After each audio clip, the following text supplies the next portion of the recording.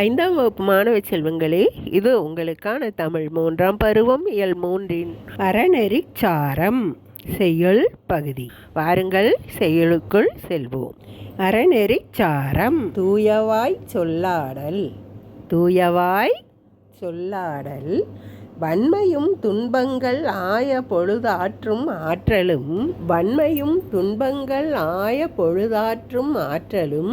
காய்விடத்து வேற்றுமை கொண்டு ஆடா மெய்மையும். காய்விடத்து வேற்றுமை கொண்டு ஆடா மெய்மையும். இம்மூன்றும் சாற்றுங்கால் சாலத் தலை. இம்மூன்றும் சாற்றுங்கால் சாலத் தலை. மீண்டும் ஒரு முறை சொல்வோமா? வாருங்கள். தூயவாய் சொல்லாடல் வன்மையும் துன்பங்கள் ஆய பொழுதாற்றும் ஆற்றலும். காய்விடத்து வேற்றுமை கொண்டு ஆடா மெய்மையும். இம்மூன்றும் சாற்றுங்கால் சாலத் தலை. இந்த அறநெறி சாரத்தை இயற்றியவர் யார் தெரியுமா? முனைப்பாடியார் என்ற ஆசிரியர் ஆவார். சொல் பொருள் காண்போமா? காய்விடத்து வெறுப்பவரிடத்து. காய்விடத்து வெறுப்பவரிடத்து. நம்மை கண்டால் பிடிக்காமல் இருக்கிறதல்லவா ஒரு சிலருக்கு, அவர்களை போன்றவர் இடத்து என்ற அர்த்தம். சால மிகவும். சால மிகவும் அதிகமாகவும். காய்விடத்து வெறுப்பவரிடத்து. சால மிகவும். சாற்றுங்கால் கூறுமிடத்து. சாற்றுங்கால் கூறுமிடத்து. கூறுமிடத்துனா சொல்கிற இடத்தில் அப்படிங்கிற மாதிரி. தலை முதன்மை. இங்கு தலை என்பதன் அர்த்தம் முதன்மை என்ற அர்த்தமாக இருக்கிறது. சாற்றுங்கால் கூறுமிடத்து தலை முதன்மை. ஒரு மனிதனுக்கு முதன்மை பண்புகளாக முனைப்பாடியார் என்னென்ன சொல்கிறார் தெரியுமா? குற்றம் ஏற்படாமல் பேசுதல். சொல்லும் சொல் தவறானதாக இல்லாமல் குற்றம் ஏற்படாத வண்ணம் பேசுதல். துன்பங்கள் உண்டான போதும் மனம் தளராதிருத்தல்.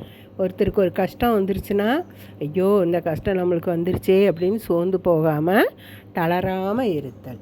தளராமல் இருத்தல். தம்மை வெறுப்பவரிடத்தும் வேற்றுமை பாராட்டாத உண்மை நிலை.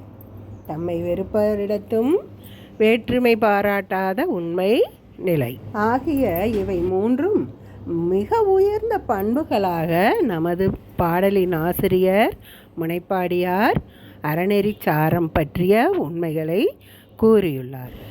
நூல் குறிப்பு. அறநெறி கருத்துக்களை கொண்டு வெண்பா வடிவில் இயற்றப்பெற்ற நூல் அறநெறி சாரம். இப்பாடல்கள் சுருங்கச் சொல்லுதல் விளங்க வைத்தல்.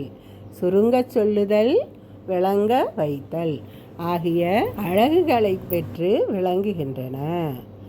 ஏற்கனவே பார்த்தோம் இந்நூலை எழுதியவர் முனைப்பாடியார் ஆவார் என்று. சரியான விடையை தெரிவு செய்து எழுதலாமா? வாருங்கள். சொல்லாடல்.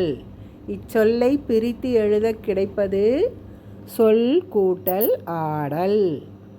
சொல் கூட்டல் ஆடல். சொல்லாடல். இரண்டாவதாக பொழுதாற்றும்.